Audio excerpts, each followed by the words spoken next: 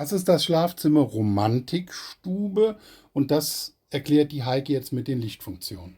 Wenn ihr dann das Licht angemacht habt, leuchtet auch direkt das Licht in unserem ehemaligen Steinofen.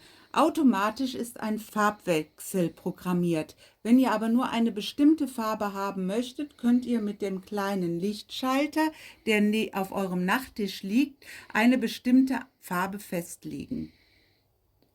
Das heißt, wenn du jetzt bei Grün drückst, dann bleibt das auch bei Grün stehen oder was aber ich drückst muss du? näher dran gehen. Muss ein bisschen näher dran. Okay, einverstanden.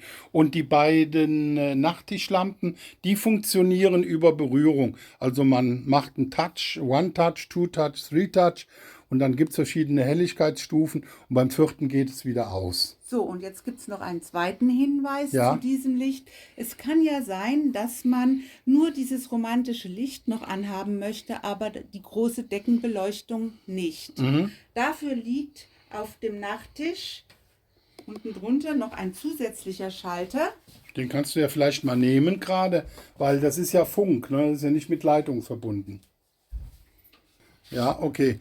Das ist also dieser Funkschalter und dann kannst du ihn bitte erklären. Wenn ihr einmal auf Aus drückt, geht das Deckenlicht aus, aber das Licht im Steinofen bleibt an. Wenn ihr dann später dieses Licht auch noch aushaben wollt, drückt ihr nochmal auf Aus, Leichte wartet einen Moment. Zeitverzögerung und dann geht das Licht im Kamin auch aus. Ja. Ihr könnt über diesen Lichtschalter auch wieder Das ganze Spielchen nochmal nur die Deckenbeleuchtung Nur die anmachen. Deckenbeleuchtung. Kann ich jetzt über die Beleuchtung auch wieder den Kamin anmachen? Ein zweites Mal drücken? Nein. Das heißt, ich kann die Kaminbeleuchtung nur über den Schalter am Eingang anmachen. Anmachen, ja. Zu den Betten, da seht ihr, ihr braucht wahrscheinlich von zu Hause eher keine Kopfkissen mitzubringen.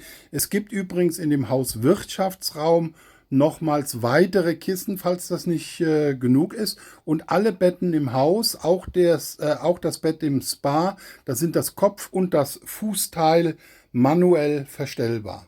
Das ist ganz gut, vor allen Dingen auch das Kopfteil, weil es sind ja überall in den Räumen Fernsehgeräte und die sind benutzerfreundlich, wenn man im Bett liegt, unter der Decke angebracht. Unten haben wir ja Sky und in den anderen Räumen wie hier eben das normale empfangbare Programm.